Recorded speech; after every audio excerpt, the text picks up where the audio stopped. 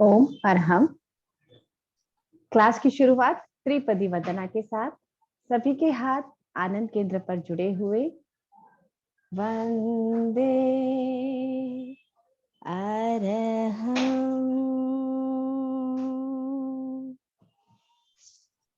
वंदे गुरुवरम, वंदे सच्चम। ओम अरहम। आदरणीय मोदी सर और उपस्थित सभी प्रेक्षा साधकों को मेरा सादर जय जिनेन्द्र। आज की इस स्पेशल क्लास में आप सभी का हार्दिक स्वागत है। Learning gives you creativity, creativity leads to thinking, thinking provides knowledge and knowledge makes you great. किसी ने बहुत ही खूब कहा है कि सीखने और सिखाने की कोई उम्र नहीं होती है। अगर लगन हो तो हम किसी भी जीवन के किसी भी पड़ाव में कुछ भी सीख सकते हैं। और सीखने और सिखाने के लिए ये लेवल 2 का जो ऑनलाइन कोर्स चल रहा है वो बहुत ही सुंदर माध्यम और उपक्रम है। तो आज इसी क्रम में हमारे बीच उपस्थित हैं सूरत से माया जी दारूवाला, और आज की हमारी टॉपिक है नर्वस सिस्टम पे। ओम अरहम माया जी। ओम अरहम, ओम अरहम, वंदे गुरुवरम, वंदे अरहम, वंदे सच्चम। लेवल 2 ऑनलाइन क्लास में उपस्थित सभी साधक मित्रों का मेरा जय जिनेन्द्र, जय श्री कृष्ण। वैसे आज का हमारा टॉपिक है नर्वस सिस्टम। Slide please. हम सब जानते हैं कि भाई शरीर की रचना कैसे हुई। तो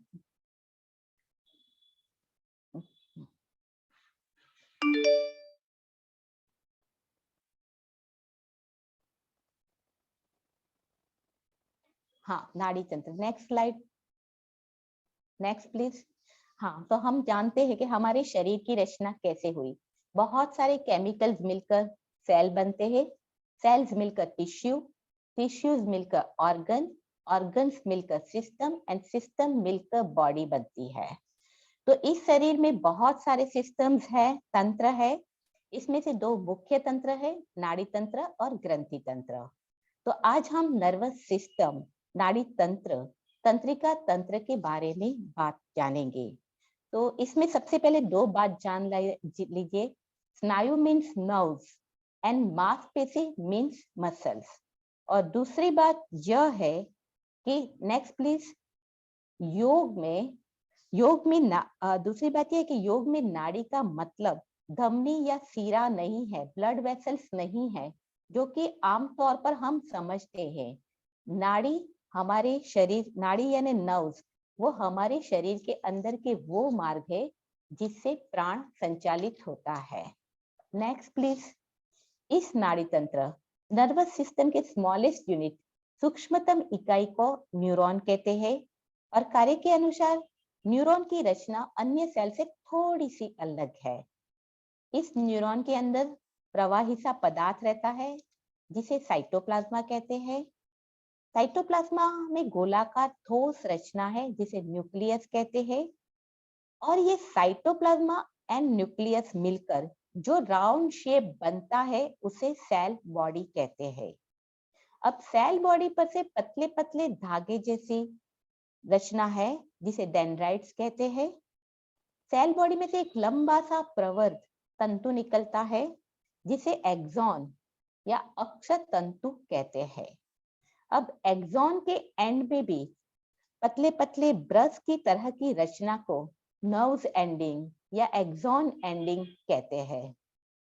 और इस एंड ब्रश के बी अंतिम छोर पे एक थैलीनुमा आकृति है जिसे सिनेप्टिक बल्ब कहते हैं। अब इस सिनेप्टिक बल्ब में केमिकल भरे होते हैं जिसे न्यूरोट्रांसमीटर कहते हैं। हमारे शरीर में बहुत सारे न्यूरोट्रांसमीटर है। हर एक मैसेज के लिए अलग अलग न्यूरोट्रांसमीटर होते हैं। अब ये जो पूरा सेल है वो ग्रे कलर का होता है, लेकिन जो एक्सॉन है उसके ऊपर एक आवरण चढ़ा होता है। ये आवरण व्हाइट रंग का होता है जिसे माइलिन शीट कहते हैं। इसीलिए एक्सॉन व्हाइट कलर का दिखते हैं, जबकि न्यूरॉन की जो सेल बॉडी है वो ग्रे कलर की दिखती है। ये न्यूरॉन हमारे शरीर की सबसे बड़ी लंबी कोशिका है। चाहे बोन सेल ले लो, ब्लड सेल ले लो, मसल सेल ले लो, कोई भी सेल की तुलना में ये सेल न्यूरॉन सबसे लंबा है, क्योंकि उसके एक्सॉन बहुत लंबे होते हैं। Next please. अब न्यूरॉन्स मिलकर नर्व्स बनाते हैं और नर्व्स मिलकर नर्वस सिस्टम बनाते हैं। जैसे बोन सेल मिलकर बोन बनाते हैं और बोन्स मिलकर स्केलेटन अस्थि पिंजर बनाते हैं, वैसे ही। Next please. अब नर्व्स मिलकर नर्वस सिस्टम का अब कार्य क्या है वो समझ ले। तो अगर हम सिंपल शब्दों में कहें तो पूरे शरीर से मैसेज को ग्रहण करना, एनालिसिस करना, उसी के अनुरूप एक एक्शन प्लान तैयार करना और उस एक्शन के लिए कमांड भेजना। अब नेक्स्ट प्लीज। अब नर्वस सिस्टम इस कार्य को कैसे करता है, अर्थात न्यूरॉन मैसेज को कैसे ग्रहण करता है और आगे भेजता है। तो न्यूरॉन्स के जो डेंड्राइट्स है वो मैसेज को रिसीव करते हैं। डेंड्राइट से मैसेज सेल बॉडी में जाता है। ये मैसेज इलेक्ट्रिक सिग्नल के रूप में होता है। सेल बॉडी से ये इलेक्ट्रिक सिग्नल आगे एक्सॉन में जाते हैं। एक्सॉन में विद्युत तरंग के रूप में, इलेक्ट्रिक सिग्नल के रूप में मैसेज ट्रैवल करते करते सिनेप्टिक बल्ब में पहुंचता है। अब सिनेप्टिक बल्ब में न्यूरोट्रांसमीटर भरे हैं, तो ये इलेक्ट्रिक सिग्नल मैसेज के अनुरूप न्यूरोट्रांसमीटर को बाहर उड़ेल देता है, फेंक देता है। इस फेंके गए न्यूरोट्रांसमीटर को अगले न्यूरॉन के डेंड्राइटिस कैच कर लेते हैं। इस तरह ये सिग्नल अगले न्यूरॉन को मिल जाता है। अब ये न्यूरोट्रांसमीटर को क्यों उड़ेल दिया जाता है? क्योंकि दो न्यूरॉन्स एक दूसरे से जुड़े नहीं हैं, एक दूसरे से टच नहीं करते। इनके भी जगह होती है, गैप रहता है, जिसे साइनेप्स कहते हैं। तो साइनेप्स अर्थात दो न्यूरॉन के बीच का जंक्शन है, स्मॉल गैप है। अब जब तक ये मैसेज न्यूरॉन्स के अंदर होगा, अर्थात डेंड्राइट से एक्सॉन तक, तब तक वो इलेक्ट्रिक सिग्नल के रूप में होगा। और जब वो मैसेज साइनेप्स में पहुंचेगा तब वो केमिकल सिग्नल के रूप में होगा।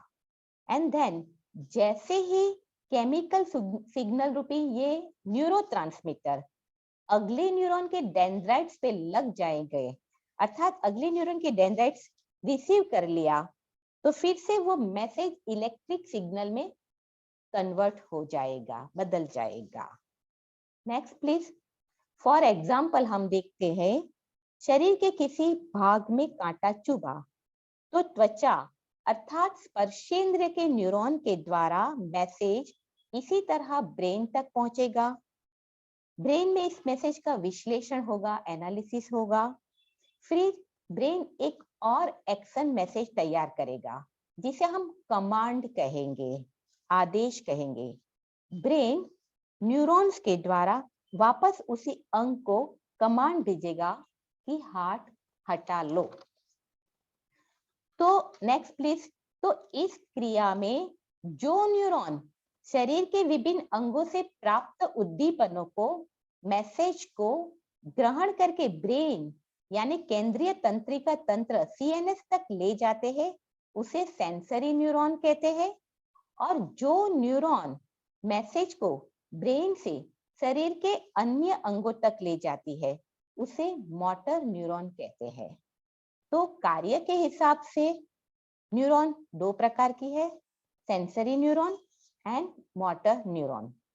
हमने अभी आगे देखा कि न्यूरॉन्स मिलकर नर्व यानी नाड़ी बनाते हैं। तो सेंसरी न्यूरॉन्स मिलकर सेंसरी नर्व्स यानी संवेदी नाड़ी बनाते हैं और मोटर न्यूरॉन मिलकर मोटर नर्व्स यानी कि प्रेरक नाड़ी बनाते हैं। अब हम नर्वस सिस्टम के पार्ट्स देखेंगे। तो पूरा नर्वस सिस्टम दो भाग में बटा है, central nervous system and peripheral nervous system, CNS and PNS। जो बॉडी के सेंटर में रहेगा वो CNS है, जो बॉडी के पेरिफेरी में साइड में रहेगा वो PNS है। सेंटर में रहता है ब्रेन एंड स्पाइनल कॉर्ड और सेंटर को छोड़कर पूरी बॉडी में फैली है cranial nerves and spinal nerve, कापालिक तंत्रिकाएं और मेरुरज्जु तंत्रिकाएं, जिससे PNS बनता है। पहले हम PNS पेरिफेरल नर्वस सिस्टम यानी परिधीय नाड़ी तंत्र की बात करेंगे। अभी जैसे हमने देखा ना कि कांटा चुभा और वो चुभने का मैसेज ब्रेन में गया, ब्रेन ने एनालिसिस किया और हाथ हटाओ का मैसेज दिया। तो ये मैसेज अंग से ब्रेन तक ले जाने का और ब्रेन से कमांड को वापस अंग तक लाने का कार्य ये परिधीय नाड़ी तंत्र पेरिफेरल नर्वस सिस्टम करता है। तो PNS संवेदनाओं को ले जाने का और आदेश को लाने का कार्य करता है। Next please. तो अभी हमने आगे देखा कि संवेदनाओं को ले जाने का कार्य सेंसरी न्यूरॉन करते हैं और आदेश का लाने का कार्य मोटर न्यूरॉन करते हैं। तो इस तरह PNS के दो विभाग बनते हैं, sensory neuron and motor neuron.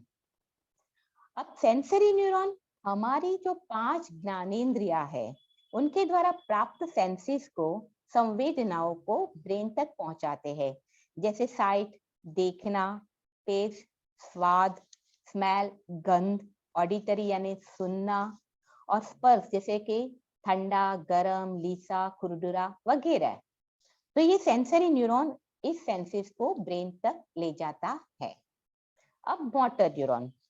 तो मोटर न्यूरॉन दो प्रकार के हैं, voluntary motor neuron and involuntary motor neurons.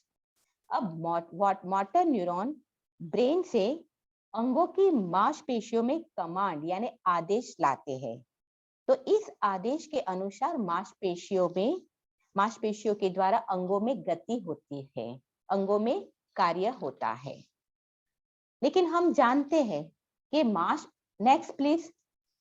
हम जानते हैं कि मांसपेशियां दो प्रकार की है, voluntary muscles and involuntary muscles, यानी ऐच्छिक एंड अनैच्छिक मांसपेशियां। तो इसीलिए मोटर न्यूरॉन्स भी दो प्रकार के हैं, voluntary motor neurons and involuntary motor neurons. अब ऐच्छिक मांसपेशियां अर्थात हमारी इच्छा अनुसार काम करने वाली मांसपेशियां, जैसे हाथ पैर की मांसपेशियां। अगर हमें चलने की इच्छा होगी तो ही हमारे पैर चलेंगे, अगर हमें लिखने की इच्छा होगी तो ही हमारी उंगलियां हिलेगी, हमारी अंगुलियों के मसल्स काम करेंगे। तो ये हमारी हड्डियों का जो पूरा ढांचा है, जिसे स्केलेटन या अस्थि पिंजर या कंकाल कहते हैं, उनके साथ जुड़ी हुई जो मांसपेशियां है वो हमारी इच्छा अनुसार काम करती है। तो ये कंकालीय मांसपेशियां यानी स्केलेटन मसल्स में वॉलेंटरी न्यूरॉन्स जाते हैं और इस वॉलेंटरी न्यूरॉन से वॉलेंटरी नर्वस सिस्टम बनता है, जिसे सोमैटिक नर्वस सिस्टम भी कहते हैं। Next please. अब मोटर न्यूरॉन का जो दूसरा प्रकार है तो वो इनवॉलेंटरी मोटर न्यूरॉन्स। ये न्यूरॉन्स हमारी अनैच्छिक मांसपेशियों में जाता है, अर्थात जो मांसपेशियां हमारी इच्छा अनुसार नहीं अपने तरीके से काम करती है, जैसे कि हृदय की मांसपेशियां, ये मांसपेशियां हमारी इच्छा अनुसार नहीं करती, वो हृदय को अपने तरीके से सतत फैलाती और सिकुड़ती रखती है, हृदय को गतिमान रखती है।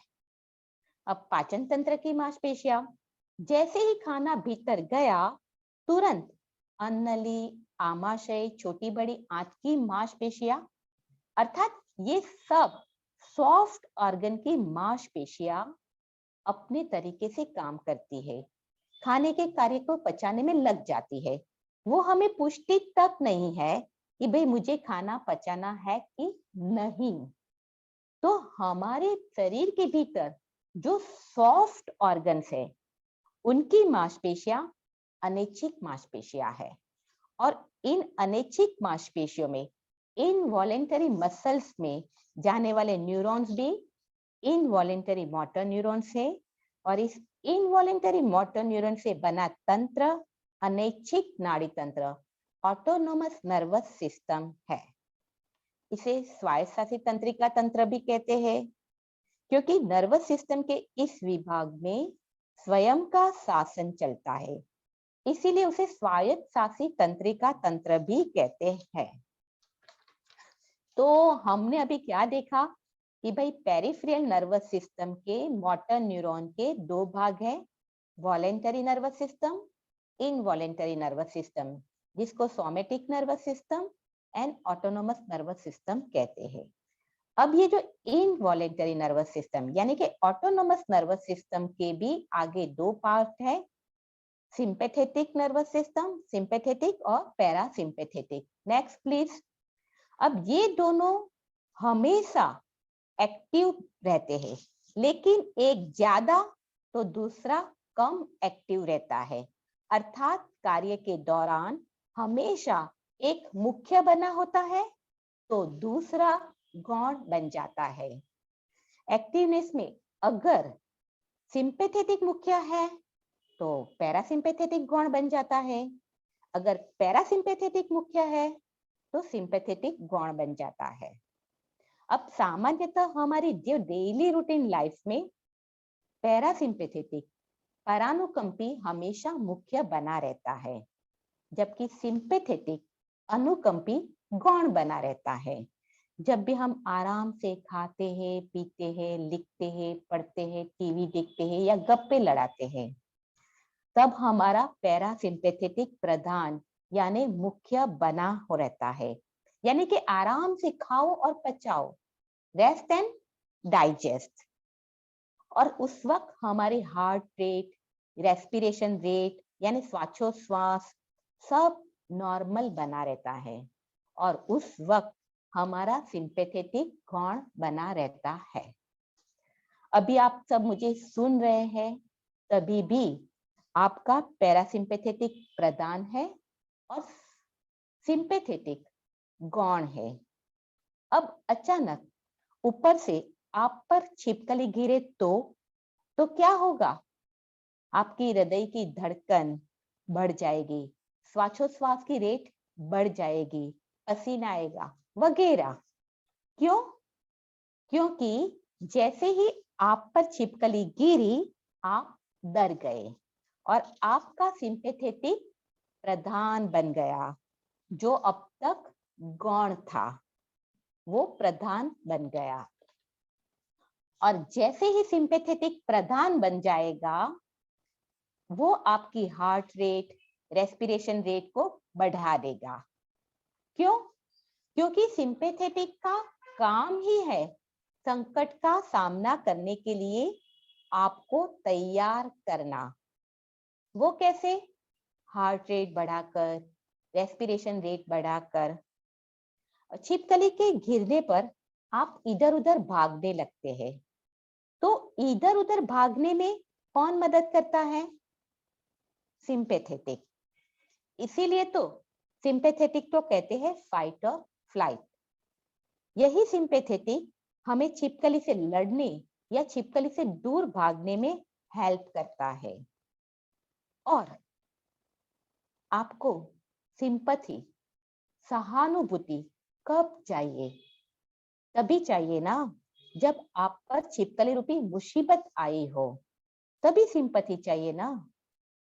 तो मुसीबत के समय में, संकट के समय में सिंपैथेटिक की एक्टिवनेस बढ़कर वो प्रधान बन जाता है और पैरासिम्पैथेटिक गौण बन जाता है। और जब हम आराम से खाते पीते हैं, नॉर्मल है, उस वक्त हमें कोई सहानुभूति, कोई सिंपैथी की जरूरत नहीं है, तब पैरासिम्पैथेटिक प्रधान रहता है। सामान्यतः जनरली जब हम नॉर्मल है, तब हमारे सारे इंटरनल ऑर्गन जैसे लीवर, हार्ट, लंग्स आदि पे जो कमांड जा रहा है वो पैरासिम्पैथेटिक नर्वस सिस्टम का है। और संकट के समय हमारे जो इंटरनल ऑर्गन्स पे जो कमांड जा रहा है वो सिंपैथेटिक नर्वस सिस्टम का है। तो नॉर्मल कंडीशन में पैरासिम्पैथेटिक प्रधान रहेगा और संकट के समय में सिंपैथेटिक प्रधान रहेगा। अब हमने जान लिया कि भाई संकट के समय में सिंपैथेटिक प्रधान होता है, तब हमारे शरीर के कुछ ऑर्गन्स को ज्यादा काम करना पड़ता है, उनकी एक्टिवनेस, सक्रियता बढ़ जाती है। जैसे कि हार्ट रेट नॉर्मल से ज्यादा हो जाती है, रेस्पिरेशन रेट नॉर्मल से ज्यादा हो जाती है, लीवर ब्लड में ज्यादा ग्लूकोज छोड़ने लगता है, जिससे ब्लड शुगर बढ़ जाती है। और साथ में कुछ ऑर्गन्स की एक्टिवनेस कम भी हो जाती है, जैसे कि पाचन तंत्र की चरता यानी पेरिस्टालसिस मूवमेंट यानी आंतों की गति कम हो जाती है, पाचन तंत्र के स्राव यानी एंजाइम के सिक्रीशन कम हो जाते हैं। और जैसे ही संकट का समय समाप्त हुआ, पुनः पैरासिम्पैथेटिक प्रधान बन जाता है। शरीर के भीतरी अंगों पर प्रधान रूप से उसका कमांड जाने लगता है। पैरासिम्पैथेटिक सभी भीतरी अंगों की एक्टिवनेस जो नॉर्मल से ज्यादा है उसे कम करके नॉर्मल करता है। जैसे हार्ट की बढ़ी हुई रेट को कम करके नॉर्मल करता है, रेस्पिरेशन की बढ़ी हुई रेट को कम करके नॉर्मल करता है, लीवर को ज्यादा ग्लूकोज छोड़ने से मना करता है, तो इस तरह और ग्लूकोज को नॉर्मल करता है। तो इस तरह शरीर में पुनः शांति का वातावरण, नॉर्मल एटमॉस्फेयर पैरासिम्पैथेटिक क्रिएट करता है।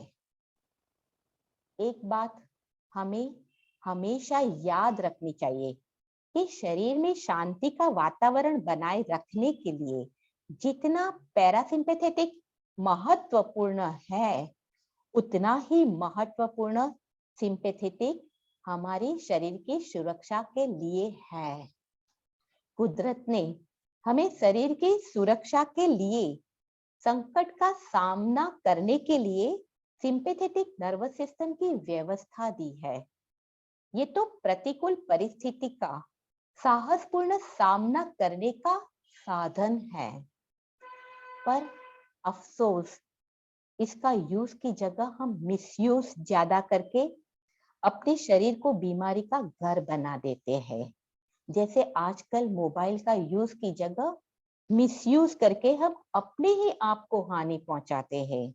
वैसे ही आजकल के कंपटीशन के जमाने में मनुष्य की लाइफस्टाइल ही ऐसी हो गई है कि मनुष्य 24 घंटे तनाव में रहता है, भय से घिरा रहता है, जिससे उसका सिंपैथेटिक हमेशा प्रधान मुख्य बना रहता है। जो साधन का हमें इमरजेंसी में यूज करना है उसका हम डेली रूटीन में यूज कर रहे हैं, और इसी के कारण व्यक्ति हाई बीपी, डायबिटीज, अस्थमा आदि बीमारियों से घिरा रहता है। ट्रेन में सुरक्षा के लिए चेन पुलिंग की व्यवस्था होती है, वैसे ही हमारे शरीर में सुरक्षा के लिए चेन रूपी सिंपैथेटिक नर्वस सिस्टम की व्यवस्था है। जब हम ट्रेन में बार बार चेन पुलिंग करेंगे तो क्या होगा? ट्रेन बार बार रुकेगी, निर्धारित समय पे अपने निश्चित स्थान पे नहीं पहुंचेगी और हमारी ट्रेन यात्रा बिगड़ जाएगी। बस वैसे ही जब हम बार बार सिंपैथेटिक को अधिक सक्रिय करेंगे, बार बार हम सिंपैथेटिक की चेन पुलिंग करेंगे, तो हमारी एनर्जी का व्यय होगा, हमारे अंगों को ज्यादा काम करना पड़ेगा, वे थक जाएंगे, शिथिल हो जाएंगे, बीमार हो जाएंगे और हमारी जीवन यात्रा बिगड़ जाएगी।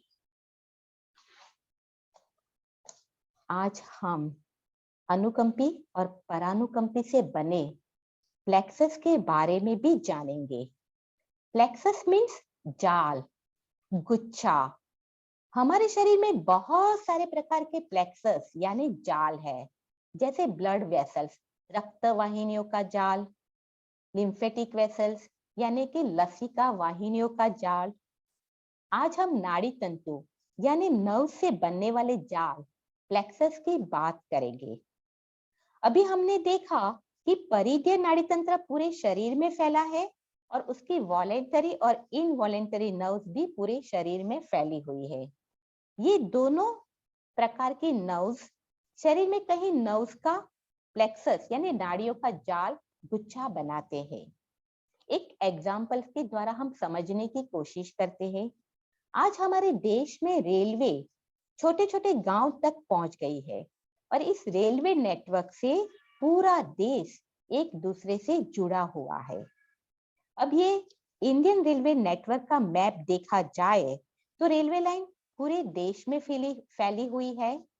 जैसे इस पिक्चर में ब्लैक एंड ब्लू कलर के पिक्चर में हम दिखा रहे हैं, लेकिन मैप में आप देखेंगे तो कुछ स्थानों पर रेलवे नेटवर्क का जाल सघन है, डेंस है, गीच है। जैसे ये बड़े बड़े शहर अहमदाबाद, बॉम्बे, दिल्ली, कलकत्ता के पास ये जाल सघन है।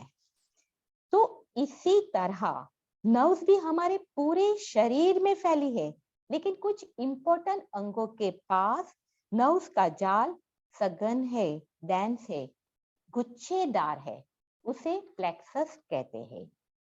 हमारे पूरे शरीर में बहुत सारे प्रकार के प्लेक्सस है। कुछ वॉलेंटरी नर्व से बने हैं तो कुछ प्लेक्सस इनवॉलेंटरी नर्व से बने हैं। अभी हम प्रेक्षा ध्यान के अंतर्गत इनवॉलेंटरी नर्व्स यानी ऑटोनॉमस नर्वस सिस्टम के अनुकंपी और परानुकंपी नाड़ियों से बनने वाले प्लेक्सस की बात करेंगे। ये अनुकंपी और परानुकंपी नाड़ियां कुछ महत्वपूर्ण जगह पे या यूं कहे कि इंपॉर्टेंट ऑर्गन्स के पास सघन जाल बनाती है, प्लेक्सस बनाती है। Next slide please. इस प्लेक्सस का काम है अपने आसपास के अंगों को सपोर्ट करना, अर्थात वाइटल एनर्जी देता है, कंट्रोल करता है। जैसे कार्डियक प्लेक्सस जो हार्ट के नजदीक है, इसलिए उसे कार्डियक प्लेक्सस कहते हैं। ये कार्डियक प्लेक्सस उसके नजदीकी ऑर्गन्स जैसे हार्ट, लंग्स, थाइमस ग्लैंड आदि को सपोर्ट करता है। दूसरा सिलियाक प्लेक्सस, उसे सोलर प्लेक्सस भी कहते हैं। ये हमारे नाभि यानी नेवल के पास है और इस प्लेक्सस से संबंधित ऑर्गन है liver, pancreas, small large intestine, kidney, adrenal gland वगैरह। तो ये दो प्लेक्सस को हम प्रेक्षा ध्यान के चैतन्य केंद्र से रिलेट करें तो सोलर प्लेक्सस को हम तेजस केंद्र से और कार्डियक प्लेक्सस को हम आनंद केंद्र से को रिलेट कर सकते हैं। शरीर विज्ञान की दृष्टि से देखें तो सोलर प्लेक्सस एड्रिनल ग्लैंड से रिलेटेड है और कार्डियक प्लेक्सस थाइमस ग्लैंड से रिलेटेड है। अब जैसे अंतःस्रावी ग्रंथियों के बारे में हम समझते हैं कि ग्रंथियां चैतन्य केंद्र के क्षेत्र में स्थित हो सकती है। वे चैतन्य केंद्र उस संबंधित ग्रंथियों के संवादी केंद्र है, किंतु ग्रंथियां ही चैतन्य केंद्र नहीं है। ग्रंथियां चैतन्य केंद्र नहीं है। वैसे ही ये प्लेक्सस भी चैतन्य केंद्र नहीं है, पर चैतन्य केंद्र के क्षेत्र में स्थित हो सकते हैं।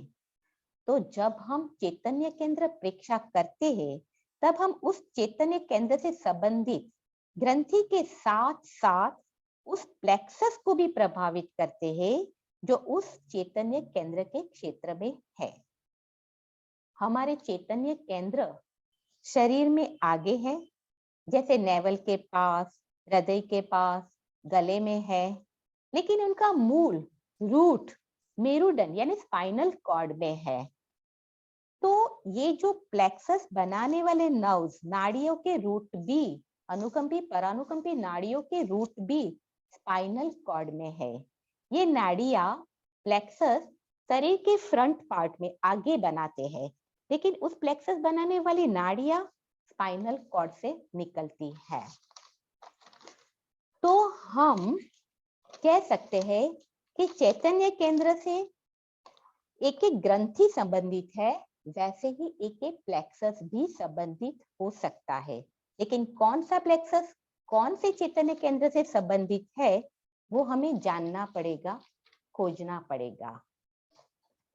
कहते हैं ना, यथा ब्रह्मांडे तथा पिंडे, यानी जो कुछ ब्रह्मांड में है वही हमारे शरीर में है।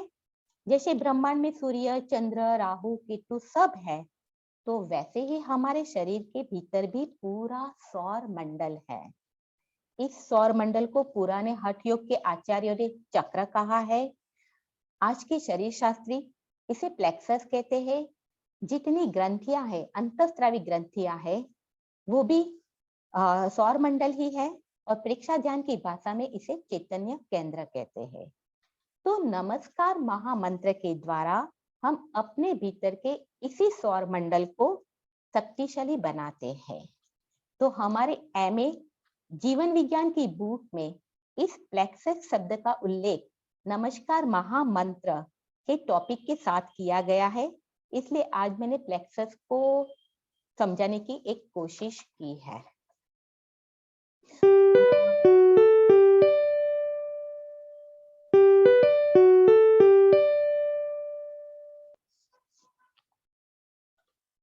अब हम सेंट्रल नर्वस सिस्टम के बारे में बात करेंगे। इसमें ब्रेन एंड स्पाइनल कॉर्ड है। Next please. ब्रेन एक बोनी कैविटी, अस्थि गुहा में बंद है, जिसे खोपड़ी, स्कल या क्रेनियम कहते हैं, और स्पाइनल कॉर्ड मेरुदंड यानी वर्टिब्रल कॉलम में स्थित है। Next please. Brain is divided into 3 parts, fore brain, mid brain and hind brain. तो आज हम ब्रेन के कुछ मुख्य भागों के बारे में ही बात करेंगे। Next please. फोर ब्रेन का एक भाग है सेरिब्रम अर्थात प्रमस्तिष्क। ब्रेन का ऊपर का ये जो गोलाकार टोपी जैसा भाग है, जिसपे दरारें यानी सल्कस और उभार यानी गाइरस है, वो है सेरिब्रम, प्रमस्तिष्क।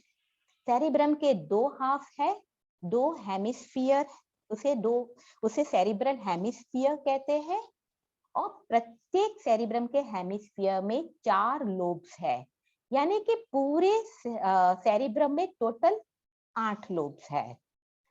Next please. अब ऑक्सीपिटल लोब यानी पश्च कपालखंड, ये रेड कलर का है, ये सेरिब्रम के प्रमस्तिष्क का पीछे का भाग है, और ये देखने की क्रिया यानी चक्षु इंद्रिय से संबंधित है।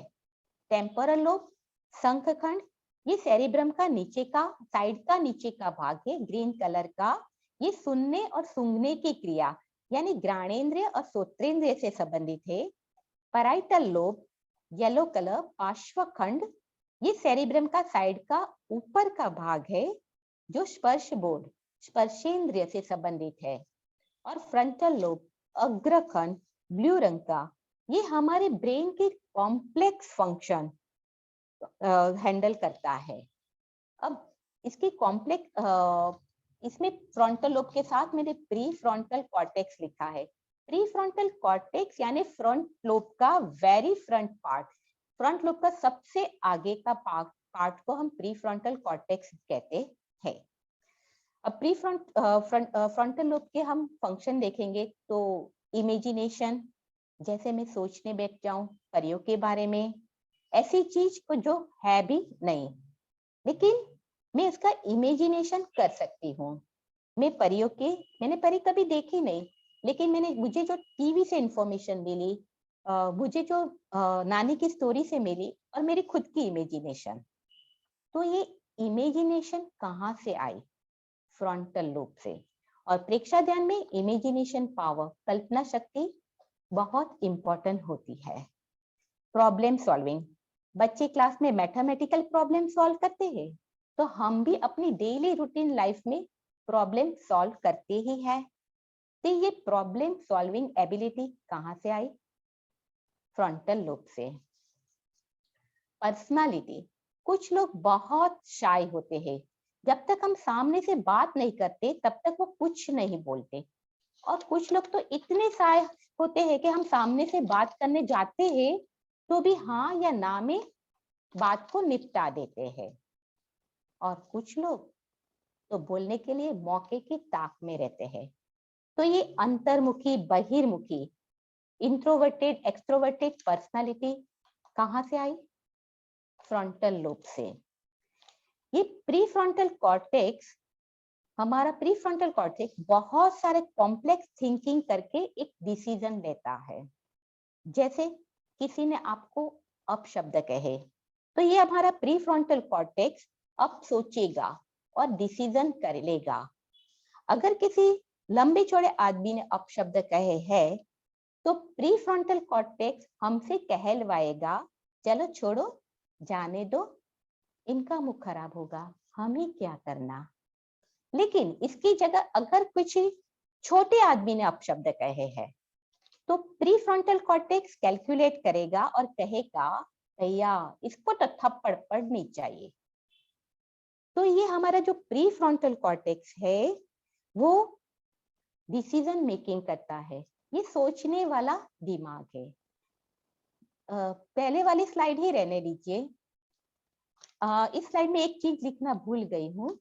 ये हमारा जो प्रीफ्रंटल कॉर्टेक्स है, फ्रंटल लोब है, ये हमारी वॉलेंटरी मूवमेंट में भी हेल्प करता है। जैसे मैं चलने के लिए एक पैर को जमीन पर से उठाती हूँ, तो दूसरा पैर जमीन पर ही तब तक रहेगा जब तक मैं पहले पैर को जमीन पे न रख दूं। और जैसे ही फर्स्ट पैर को जमीन पे रखूंगी, तुरंत दूसरा पैर उड़ जाएगा।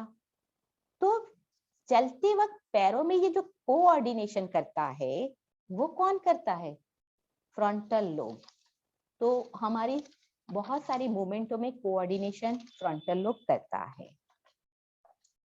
अब हम फोर ब्रेन के जो दूसरे भागों को समझने से पहले थोड़ी सी ब्रेन की एनाटॉमी थोड़ा देख लेते हैं।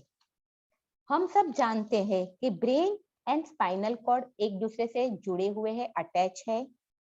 जहां से स्पाइनल कॉर्ड खोपड़ी में, स्कल में प्रवेश करता है, वो छिद्र, लार्ज होल, महाछिद्र को फोरामेन मैग्नम कहते हैं। या यूं कहे कि फोरामेन मैग्नम से नीचे स्पाइनल कॉर्ड है और फोरामेन मैग्नम से ऊपर ब्रेन का जो भाग है वो मेड्यूला है। तो समझ लीजिए कि हमारा ब्रेन एक मटका है, खोपड़ी एक मटका, सॉरी, हमारा खोपड़ी एक मटका है और हमारा ब्रेन इस खोपड़ी के अंदर, मटके के अंदर है। अब जो मटके का जो कंठ है वो फोरामेन मैग्नम है, जिसकी हमने अभी बात की। तो मटके के बाहर जो दिखता है वो स्पाइनल कॉर्ड है और मटके के अंदर जो ब्रेन का भाग दिखता है वो सुषुम्ना शीर्ष, मेड्यूला या मेड्यूला ऑब्लोंगाटा है, जिसका पिरामिड शेप है। Next please. अब मेड्यूला के ऊपर एक बॉक्स जैसी रचना है। Next slide please. अब मेड्यूला के ऊपर एक, इसके आगे वाली रह गई, चलिए ठीक है, हाँ ये बराबर है। अब मेड्यूला के ऊपर एक बॉक्स जैसी रचना है, इसे पॉन्स, सेतु कहते हैं। और तथा पॉन्स के पीछे एक गोलाकार गोल रचना है जिसे सेरिबेलम कहते हैं, लघु मस्तिष्क। तो इस मेड्यूला, पॉन्स और सेरिबेलम, ये तीनों मिलकर हमारा हाइंड ब्रेन बनाते हैं। अब नेक्स्ट स्लाइड। अब हमने अभी देखा कि पॉन्स के ऊपर भी एक बॉक्स जैसी रचना है जिसे मिड ब्रेन कहते हैं। तो मेड्यूला के ऊपर पॉन्स और पॉन्स के ऊपर मिड ब्रेन, यानी कि ये तीनों अंग एक लाइन में है। It's like a stem, brain stem, फूल की डंडी के जैसा, और इस डंडी के ऊपर सेरिब्रम रूपी फूल खिला हुआ है। अब हम नेक्स्ट स्लाइड प्लीज। अब इस मिड ब्रेन के भी ऊपर एक पानी की टंकी है, मोटर जैसी, फोर व्हीलर जैसे, जिसे थर्ड वेंट्रिकल कहते हैं, थर्ड डिले कहते हैं। उसमें पानी भरा है, उस पानी को CSF यानी सेरिब्रोस्पाइनल फ्लूइड कहते हैं। अब इस मोटर जैसी टंकी के दोनों साइड पे बड़े बड़े थैलेमस होते हैं। जैसे गणपति बापा के सिर के दोनों साइड बड़े बड़े कान होते हैं ना, वैसे ही बड़े बड़े थैलेमस इस टैंक के दोनों साइड होते हैं।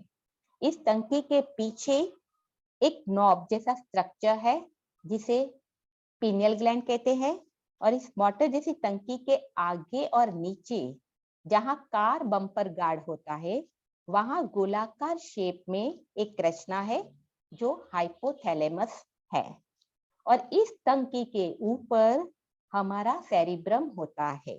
तो ये हमारे ब्रेन की सिंपल सी एनाटॉमी हुई। तो अब हम थैलेमस की बात करेंगे। थैलेमस हमारा रिले स्टेशन है। वो कैसे? तो हमने अभी देखा कि पेरिफेरल नर्वस सिस्टम पूरी बॉडी में से इंफॉर्मेशन कलेक्ट करके स्पाइनल कॉर्ड के थ्रू ऊपर भेजती है, और फिर ये इंफॉर्मेशन इस डंडी को यानी कि ब्रेन स्टेम को पार करके थैलेमस से पहुंचता है।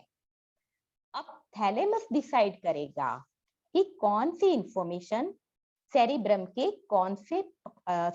कौन से लोब में जाएगी। टच वाला इंफॉर्मेशन पैराइटल लोब में जाएगा, तो आइस यानी कि दृष्टि संबंधी इंफॉर्मेशन ऑक्सीपिटल लोब में जाएगा। Next please. तो अब ये जो सेंसरी इंफॉर्मेशन थैलेमस से सेरिब्रम के विविध लोब में गई, वहां उसका एनालिसिस हुआ, फिर क्या एक्शन करना है वो डिसाइड हुआ।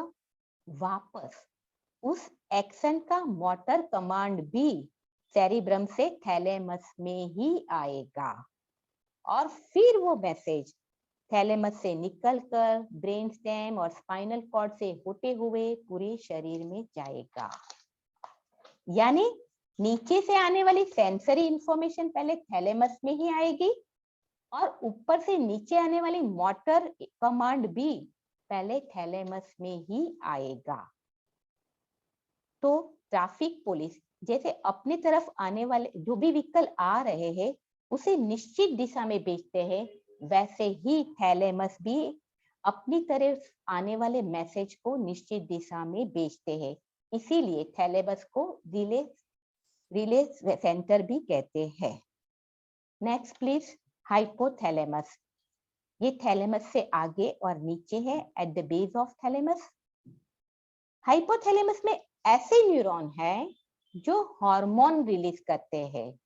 दे आर रिलीजिंग हार्मोन, और इन रिलीजिंग हार्मोन के द्वारा एंड पिट्यूटरी के द्वारा ये हाइपोथैलेमस पूरे ग्रंथि तंत्र को कंट्रोल करता है।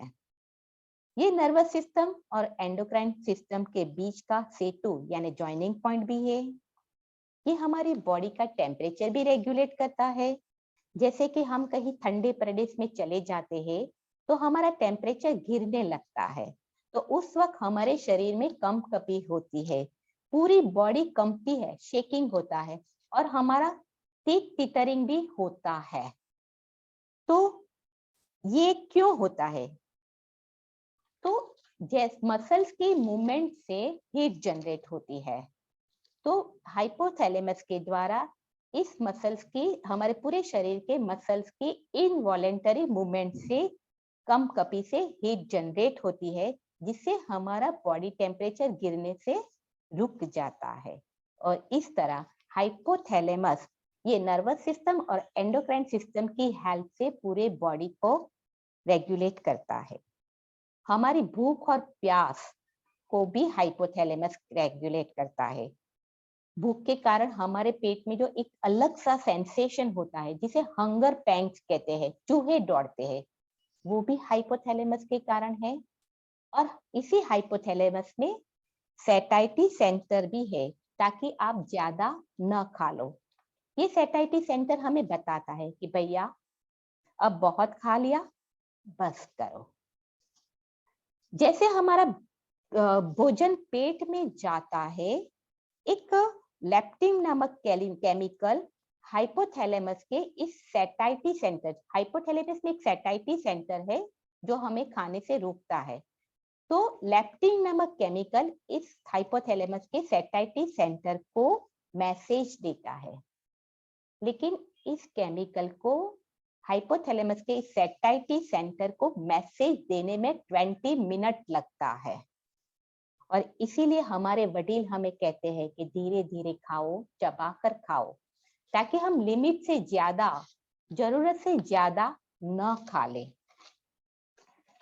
हाइपोथैलेमस हमारे शरीर में वाटर बैलेंस भी करता है। जैसे ही हमारे शरीर में वाटर लेवल कम होगा, हाइपोथैलेमस सलाइवरी ग्लैंड को सलाइवा बनाने से रोक लेगा, हमारा मुंह सूखेगा, हम पानी पिएंगे। इस तरह हाइपोथैलेमस हमारे emotions like pleasure, fear, love, anger आदि को कंट्रोल करता है। ये हमारी स्लीपिंग और वेकिंग साइकिल को कंट्रोल करता है। ये हमारे मेटाबॉलिज्म को भी कंट्रोल करता है। बहुत सारे फंक्शंस है हाइपोथैलेमस के। नेक्स्ट हम एमिगडाला के बारे में जानेंगे। It's a centre of rage and fear. Fear means डर and rage means very strong uncontrolled anger. जब एमिगडाला को हमारे ज्ञानेंद्रियों के द्वारा डरावनी या टेंशन पैदा करने वाले मैसेज मिलता है, यानी कि हमारे एमिगडाला के न्यूरॉन्स को स्टिम्युलेशन मिलता है, तब हम एग्रेशन के साथ, आक्रामकता के साथ रिस्पॉन्ड करते हैं। एग्रेशन में आकर हम व्यक्ति को मारपीट करते हैं, अपशब्द बोलते हैं। तो एमिगडाला के स्टिम्युलेशन से एग्रेसिव बिहेवियर प्रोड्यूस होता है। तो हम कह सकते हैं कि दिमाग का ये हिस्सा हमारा ही दुश्मन है। इसी एमिगडाला को क्या रिमूव कर दिया जाए या नष्ट कर दिया जाए, तो ये एग्रेशन वाली फीलिंग्स ही खत्म हो जाती है। तो फिर क्या हम इस एमिगडाला को निकाल दे, नष्ट कर दे? जी नहीं। अगर ऐसा कर दिया तो व्यक्ति में से डर, फियर नाम की चीज ही निकल जाएगी। फिर उसके सामने राक्षस भी खड़ा होगा तो वो डरेगा नहीं। ऊंची बिल्डिंग पर से जंप लगाने में भी डरेगा नहीं। अरे सामने शेर आ जाएगा तब भी डरेगा नहीं। और सामने शेर आने पर डरेगा नहीं तो फाइट और फ्लाइट का रिस्पॉन्स ही नहीं होगा, और ये तो गलत है। सामने शेर आने पर शेर का सामना करने के लिए फ्लाइट और फाइट का रिस्पॉन्स हमारी बॉडी में जरूरी है, वरना शेर हमें खा जाएगा। तो इसीलिए एमिगडाला भी हमारे ब्रेन में जरूरी है। हाँ, स्पेशल डिसऑर्डर में अनकंट्रोल्ड स्ट्रेस के लिए एमिगडाला की सर्जरी की जाती है, लेकिन इस सर्जरी के बाद डॉक्टर के अकॉर्डिंग उस बंदे को 100% पर्सनल केयर में रखा जाता है, क्योंकि सर्जरी के बाद वो बंदे का सभी डर खत्म हो जाते हैं, इसलिए वो कुछ भी कर सकता है, इसलिए पर्सनल केयर में रखा जाता है। हम ये भी जानते हैं कि जब हम ज्यादा इमोशनल हो जाते हैं तब हम प्रॉपर डिसीजन नहीं ले पाते। जैसे कोई व्यक्ति क्रोध में पागल है या तो कोई प्यार में पागल है तो प्रॉपर डिसीजन नहीं ले पाते। क्यों? क्योंकि एमिगडाला के ज्यादा एक्टिव होने पर सोचने वाला दिमाग अर्थात हमारा प्रीफ्रंटल कॉर्टेक्स, फ्रंटल लोब सही डिसीजन नहीं ले पाता। तो एमिगडाला को कंट्रोल हमें करना चाहिए, उसकी एनर्जी को हमें अच्छे काम में लगानी चाहिए। और वो कैसे? परीक्षा ध्यान के द्वारा। नेक्स्ट हम हिपोकैम्पस के बारे में जानेंगे। It convert short term memories into long term memories, यानी कि ये हमारी शॉर्ट टर्म मेमोरी को लॉन्ग टर्म मेमोरी में कन्वर्ट करता है, परिवर्तित करता है। अगर किसी का हिपोकैम्पस नष्ट हो गया हो या निकाल दिया जाए तो उसकी short term memory long term memory में कन्वर्ट नहीं होगी। तो क्या होगा?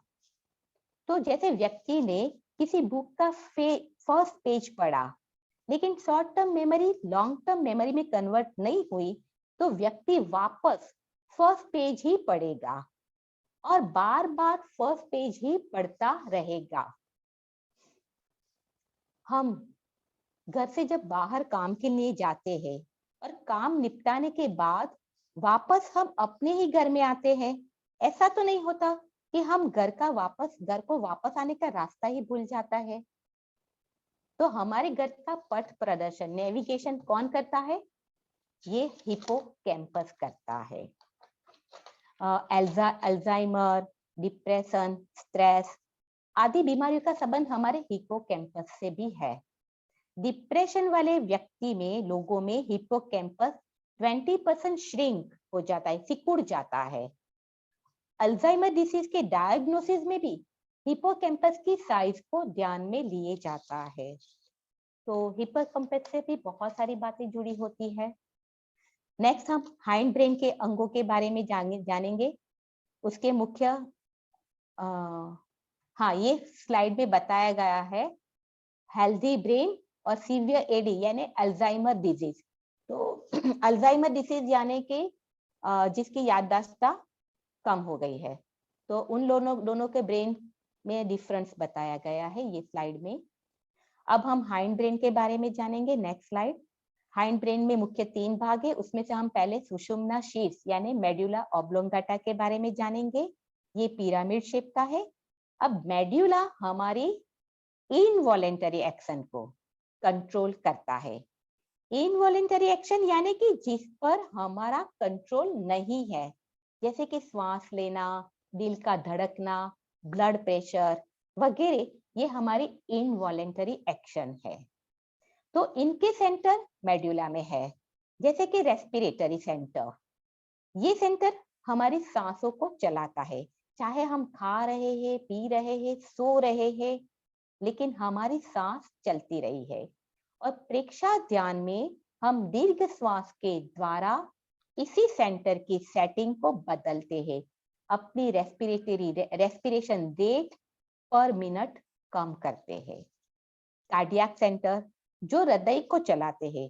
आप कुछ भी कर रहे हो, लेकिन आपका हृदय लबडब करता रहता है, गतिमान रहता है। क्यों? इस सेंटर की वजह से, मेडुला की वजह से।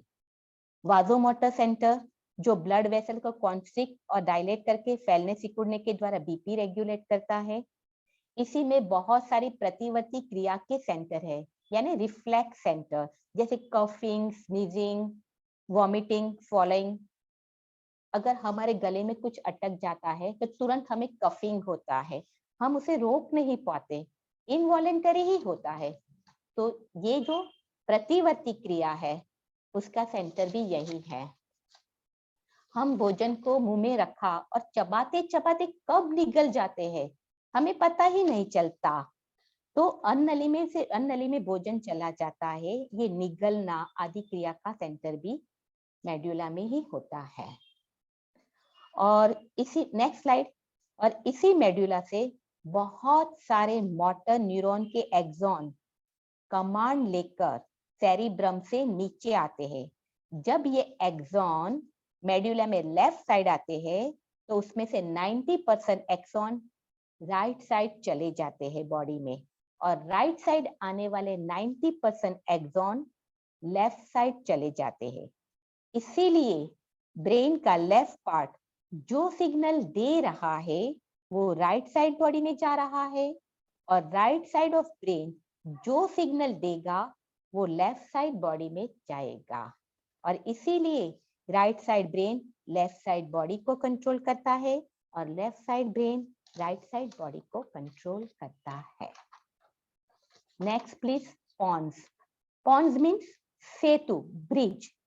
ये सेरिब्रम और सेरिबेलम के बीच में सिग्नल रिले करता है, सेतु का काम करता है। दूसरा, पोन्स ये मेडुला का असिस्टेंट की तरह भी काम करता है, अर्थात ये शरीर की जो इनवॉलेंटरी एक्शन को कंट्रोल करने में मेडुला की हेल्प करता है, जैसे कि ब्रीदिंग पैटर्न को कंट्रोल करता है। जैसे ये लेक्चर खत्म होगा तो मैं एक लंबी सांस लूंगी, तो ये लंबी सांस, छोटी सांस, गहरी सांस, समताल सांस, ये सब ब्रीदिंग पैटर्न है। वो सब किसके कारण? पॉन्स के कारण, बिकॉज ऑफ पॉन्स। जब शरीर में कार्बन डाइऑक्साइड ज्यादा हो जाती है तब आप गहरी सांस लेते हो, किसके कारण? Just because of pons. Pons को पता है कि आपकी ब्रीदिंग पैटर्न क्या होनी चाहिए। सोते समय आप गहरी सांस नहीं लेते, क्यों? क्योंकि उस वक्त आपकी बॉडी रिलैक्स मोड में होती है, इसलिए आपका मंद ब्रीदिंग, स्लो ब्रीदिंग से भी आपका काम चल जाता है। तो इस तरह ये मेडुला को हेल्प करता है। लास्ट, सेरिबेलम, लघु मस्तिष्क, ये हमारे शरीर का बैलेंस यानी संतुलन बनाए रखने में हेल्पफुल है। हमारी वॉलेंटरी मूवमेंट के दौरान वॉलेंटरी मसल्स के बीच जो समन्वय, सामंजस्य, कोऑर्डिनेशन बनाए रखने में हेल्प करता है। जैसे हम चलते हैं, दौड़ते हैं, डांस करते हैं, तब हम गिर नहीं जाते, क्यों? Because of cerebellum. कभी कभी हमें चलते चलते ठोकर लग जाती है तो हम थोड़ा सा लुढ़क जाते हैं, परंतु तुरंत हम अपने आप पे वापस कंट्रोल कर लेते हैं, गिरने से बच जाते हैं। तो ये गिरने से कौन बचाता है? सेरिबेलम। हम एक पैर पर खड़े होकर, जैसे पिक्चर में बताया है वैसे शूज पहनते हैं, या एक पैर पे खड़े रहकर हम वृक्षासन करते हैं, वो किसकी हेल्प से? सेरिबेलम की भी इसमें हेल्प होती है। जब व्यक्ति लिमिट से ज्यादा अल्कोहल का सेवन किया हो तब सेरिबेलम एक्टिवली काम करना बंद कर देता है, और इसीलिए शराबी व्यक्ति ढंग से चल नहीं पाता, वो बार बार उठकर गिरता है। और 1 साल से छोटे बच्चे का भी सेरिबेलम पूरी तरह डेवलप नहीं हुआ होता है, और इसीलिए 1 साल से छोटे बच्चे ढंग से खड़े नहीं रह पाते, चल नहीं पाते। तो इन शॉर्ट, ये वॉलेंटरी मूवमेंट, चलना, दौड़ना आदि में हमारा सेरिबेलम हेल्प करता है। तो इसी के साथ हमारा यहाँ नर्वस सिस्टम खत्म होता है। Thank you.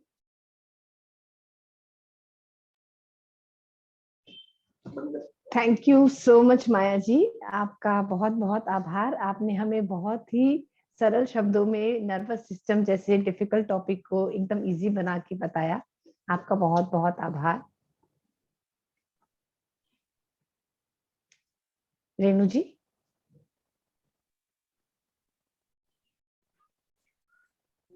सर जुड़े हैं क्या?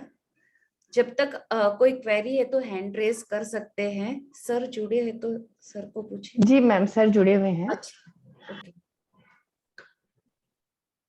किसी का कोई डाउट है हैंड रेज कर सकते हैं या चैट बॉक्स में भी लिख सकते हैं।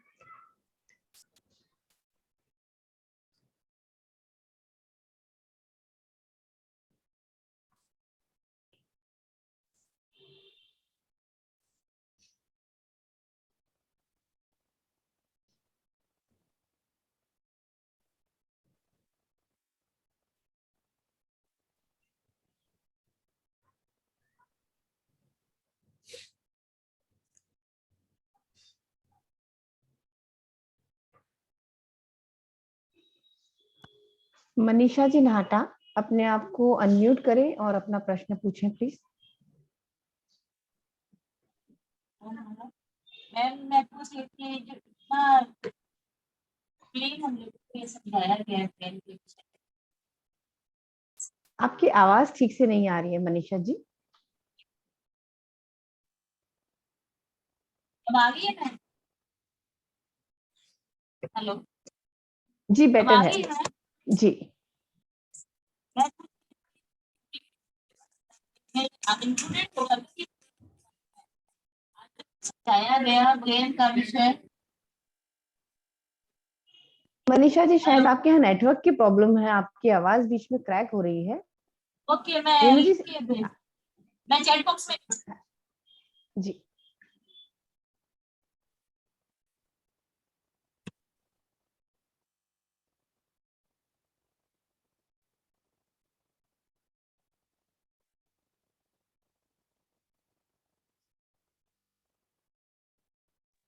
मैम, और कोई हैंड रेज नहीं है और अभी तक चैट बॉक्स में भी कोई क्वेरी नहीं है और 8:58 का समय हो रहा है। शायद 9 बजे मीटिंग एब्रप्टली एंड हो जाए, तो आप प्लीज मीटिंग को संपन्न करवाएं क्लास आज की। सर अभी शायद नहीं है हमारे साथ। सर नहीं है? जी। ठीक है, हाथ आनंद केंद्र पर छोड़िए फिर। कृतज्ञोस्मि, हम सब परम पूज्य गुरुदेव के आभारी हैं। कृतज्ञोस्मि, हम सब परम पूज्य गुरुदेव के आभारी हैं। कृतज्ञोस्मि, हम सब परम पूज्य गुरुदेव के आभारी हैं। कृतज्ञोस्मि, माया जी, हम सब आपके बहुत आभारी है और बहुत अच्छा सेशन था आपका। बहुत नई बातें आज हमने जानी है, आपके प्रति भी बहुत बहुत कृतज्ञता ज्ञापित करते हैं। और हमारा नेक्स्ट सेशन मंडे को रहेगा, आसन का सेशन रहेगा।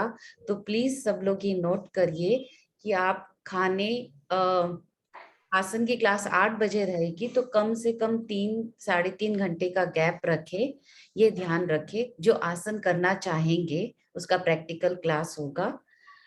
तो इसी के साथ ओम। श्वेता जी और कुछ? जी मैम, बस क्लास को संपन्न करेंगे, अभी वहां मीटिंग स्टार्ट होने वाली है दूसरी। जी। आपकी कोई क्वेरी हो तो आप सपना जी या श्वेता जी किसी को भी भेज सकते हैं। ओम अरहम।